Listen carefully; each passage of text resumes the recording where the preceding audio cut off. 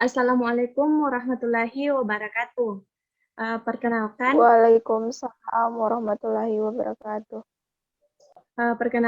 kami dari kelompok 1 akan membahas mengenai konsep dan jenis-jenis instrumen penelitian pendidikan. Nah, kami terdiri atas 6 orang.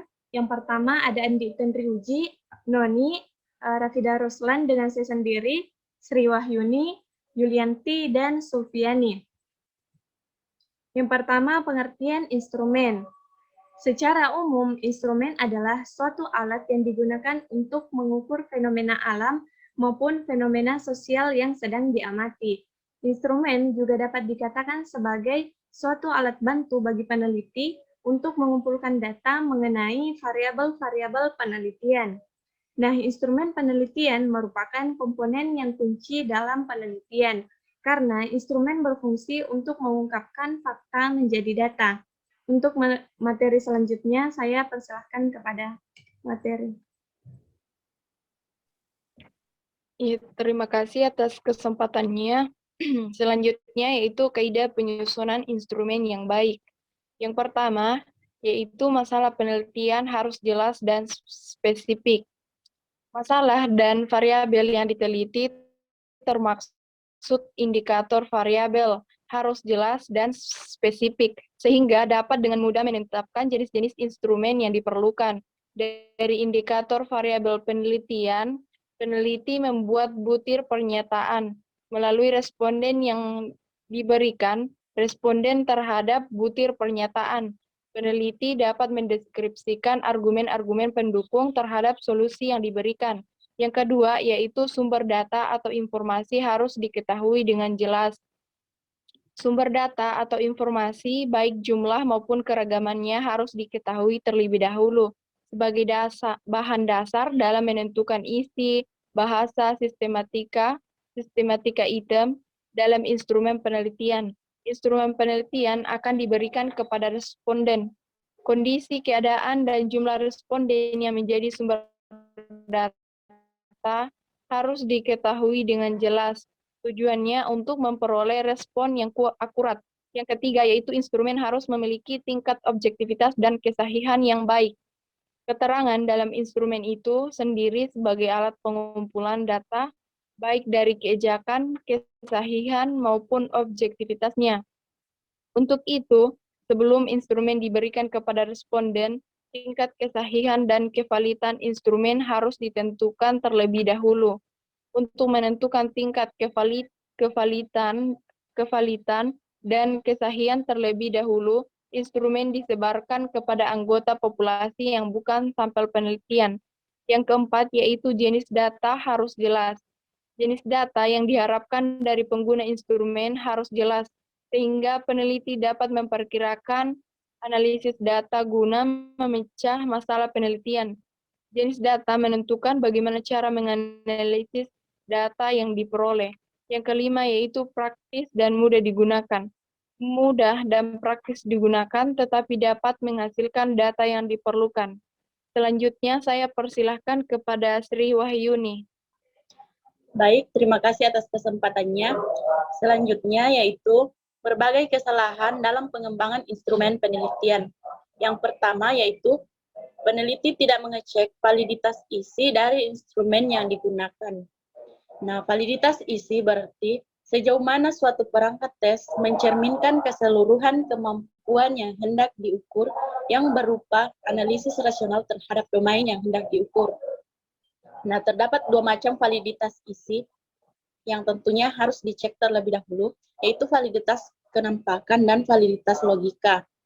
Validitas kenampakan didasarkan pada pertanyaan apakah suatu butir-butir dalam perangkat tes mengukur aspek yang relevan dengan domainnya. Dan validitas logika berkaitan dengan kesesamaan batasan pada domain yang hendak diukur dan merupakan jawaban apakah keseluruhan butir merupakan sampel representatif dari keseluruhan butir yang mungkin dibuat. Dan yang kedua, hanya mengecek validitas dan reliabilitas keseluruhan, sedang bagian-bagiannya tidak dicek. Nah, validitas dan reliabilitas merupakan hal yang penting yang harus diperhatikan oleh peneliti agar instrumen yang dibuat menjadi baik, sehingga bisa digunakan dalam dan menghasilkan data yang baik pula. Validitas dan reliabilitas menjadi dua hal yang harus benar-benar diperhatikan. Nah, kesalahan yang ketiga yaitu membuat butir-butir instrumen yang dapat memicu responden bertindak tidak jujur. Nah, sudah saatnya pembelajaran di sekolah terintegrasi dengan aspek kejujuran. Banyak sekali kegiatan pembelajaran yang bisa terintegrasi dengan kejujuran. Misalnya, ketika guru biologi penggunaan timbangan oleh pedagang. Nah, dalam konteks ini, kejujuran dapat disisipkan dengan mudah.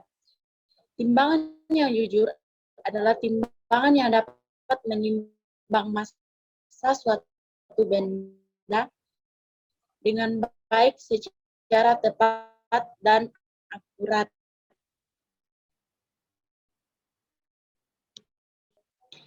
Pedagang yang tidak jujur dapat mengakali timbangan dengan memberikan beban tertentu pada wadah timbangan sehingga massa yang ditimbang menjadi tidak akurat. Nah, ini keuntungan bagi pedagang. Namun dari aspek moral, ini mencederai nilai-nilai kejujuran. Nah, kesalahan yang keempat, yaitu menggunakan instrumen pengukuran yang kurang dipahami oleh peneliti. Instrumen pengukuran dibuktikan valid jika ahli meyakini bahwa instrumen tersebut mengukur penguasaan kemampuan yang didefinisikan dalam domain ataupun juga konstruk psikologi yang diukur. Peneliti meminta kepada ahli untuk memeriksa ketepatan antara kesesuaian butir soal dengan indikator-indikatornya, redaksi penulisan soal, dan kesesuaian pilihan jawaban atau pengecoh pada pilihan ganda. Nah, apabila masih ada kekeliruan dalam pembuatan instrumen, maka instrumen tersebut direvisi kembali. Nah, yang kelima yaitu tidak melakukan percobaan atau latihan cara-cara menggunakan instrumen sehingga ada kendala pada saat pelaksanaannya.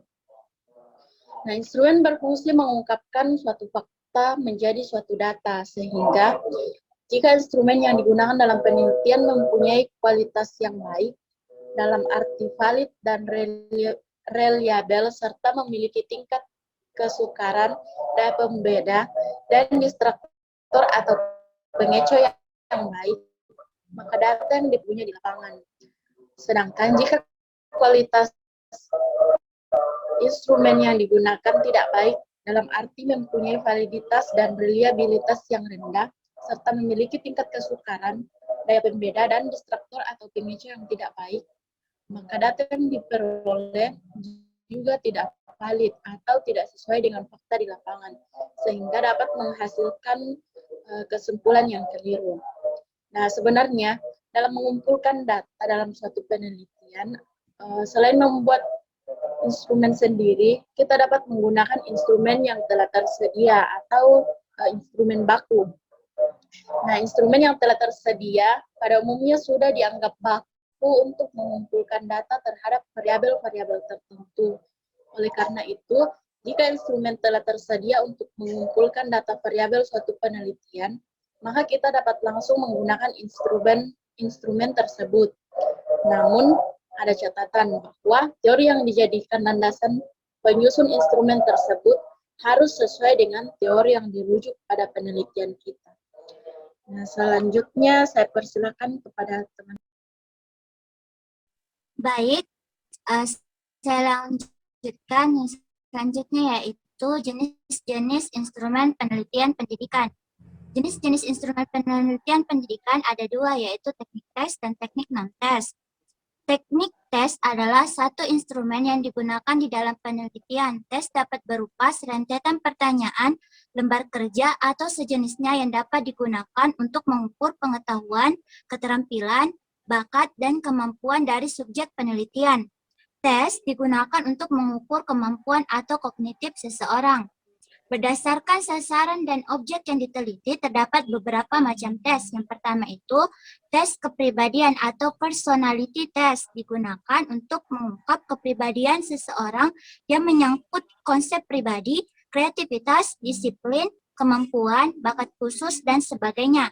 Yang kedua, tes bakat atau aptitude test. Tes ini digunakan untuk mengetahui bakat seseorang.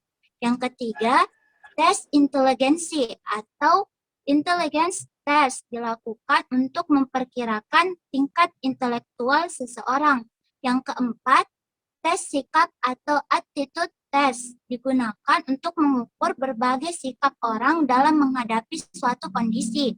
Yang kelima, tes minat atau measure of interest ditunjukkan untuk menggali minat seseorang terhadap sesuatu. Dan yang terakhir adalah tes prestasi atau achievement test digunakan untuk mengetahui pencapaian seseorang. Setik, saya serahkan ke teknik non-test. Baik, terima kasih atas kesempatannya. Saya akan melanjutkan jenis-jenis instrumen penelitian pendidikan pada teknik non-tes. Nah, teknik non-tes itu sendiri merupakan instrumen yang digunakan untuk mengukur minat, kebiasaan, dan bakat seseorang. Macam, yaitu ada yang berupa angket. Nah, di mana angket itu sendiri dikenal sebagai kuesioner. Kemudian pada bentuk kuesioner ini yang dibuat sebagai instrumen sangat beragam. Nah, kuesioner terbuka ini merupakan responden bebas menjawab dengan kalimatnya sendiri, bentuknya sama dengan kuesioner lain. Responden tinggal memilih jawaban yang telah disediakan, bentuknya sama dengan kuesioner pada pilihan ganda. Yang ketiga itu kuesioner langsung. Responden menjawab pertanyaan seputar dirinya. Kemudian kuesioner tidak langsung. Responden menjawab pertanyaan yang berhubungan dengan orang lain. Kemudian checklist, yaitu daftar nama isian yang bersifat tertutup. Selanjutnya itu skala bertingkat. Nah, skala bertingkat ini merupakan jawaban responden yang dilengkapi dengan pernyataan bertingkat. Biasanya menunjukkan akan sikap yang mencakup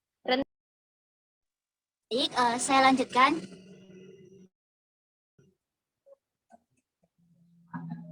Jenis-jenis instrumen penelitian pendidikan teknik non-tes, skala bertingkat. Nah, skala bertingkat adalah jawaban responden dilengkapi dengan pernyataan bertingkat, biasanya menunjukkan skala sikap yang mencakup rentang dan sangat setuju sampai sangat tidak setuju terhadap pernyataannya. Yang kedua, interview. Interview sering juga disebut dengan wawancara atau kuesioner lisan atau biasa juga disebut sebagai dialog yang dilakukan oleh pewawancara untuk memperoleh informasi dari orang yang diwawancarai. Interview ini dapat dibedakan menjadi interview bebas, interview yang bersifat terpimpin, dan interview yang bebas terpimpin. Yang ketiga, observasi. Observasi dalam sebuah penelitian diartikan sebagai pemusatan perhatian terhadap suatu objek dengan melibatkan seluruh indera untuk mendapatkan data. Instrumen yang digunakan dalam observasi dapat berupa pedoman pengamatan, tes, kuesioner, rekaman gambar, dan rekaman suara. Yang keempat, skala bertingkat atau rating scale. Rating atau skala bertingkat adalah suatu ukuran subjektif yang dibuat berskala. Yang harus diperhatikan dalam pembuatan rating scale adalah kehati-hatian dalam membuat skala agar penyataan yang diskalakan mudah diinterpretasi dan responden dapat memberikan jawaban secara jujur. Dan yang terakhir adalah dokumentasi. Dokumentasi berasal dari kata dokumen yang berarti informasi atau data tertulis. Bentuk instrumen dokumentasi terdiri atas dua jenis, yaitu pedoman dokumentasi yang memuat garis-garis besar atau kategori yang akan dicari datanya, dan checklist yang memuat daftar variabel yang akan dikumpulkan datanya. Instrumen dokumen dikembangkan untuk penelitian dengan menggunakan pendekatan analisis isi. Selain itu, digunakan juga dalam penelitian untuk mencari bukti-bukti sejarah, landasan hukum, dan peraturan-peraturan yang pernah berlaku. Subjek penelitiannya dapat berupa buku-buku, majalah, dokumen, peraturan-peraturan, notulen rapat, catatan harian, bahkan benda-benda bersejarah seperti prasasti dan artefak. Next.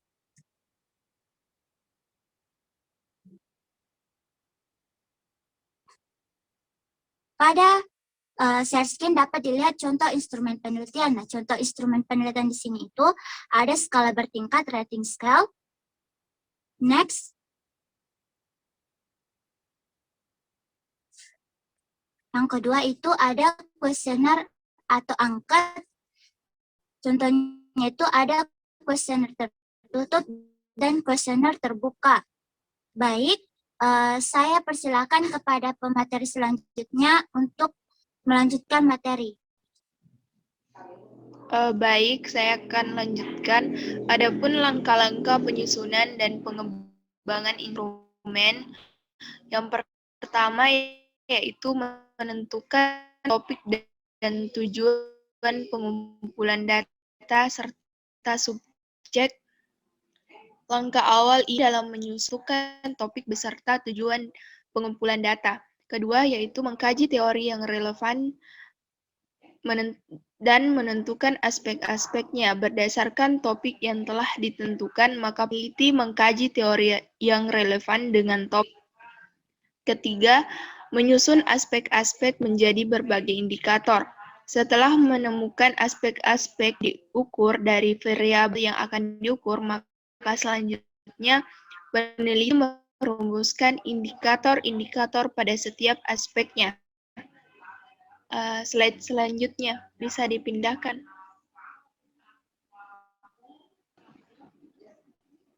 Yang keempat yaitu mengembangkan susunan indikator menjadi draft pertanyaan atau berdasarkan kisi-kisi yang dibuat, maka selanjutnya peneliti mengembangkan setiap indikator menjadi item pertanyaan atau pengeditas dan reliabilitas atau uji konten draft instrumen. Sebelum instrumen disebarkan kepada responden, sebaiknya instrumen tersebut direview terlebih dahulu mengenai kontennya atau isinya, kebahasaannya, dan sistematikanya. Yang keenam yaitu pengumpulan data. Jika instrumen yang sudah dianggap valid dan reliable, maka instrumen dapat disebarkan kepada responden untuk digunakan sebagai alat pengumpul data atau informasi. Selanjutnya saya serahkan kepada teman kelompok. Baik, demikian paparan materi mengenai konsep dan jenis-jenis instrumen penelitian. Apabila ada kekurangan, mohon dimaafkan. Assalamualaikum warahmatullahi wabarakatuh.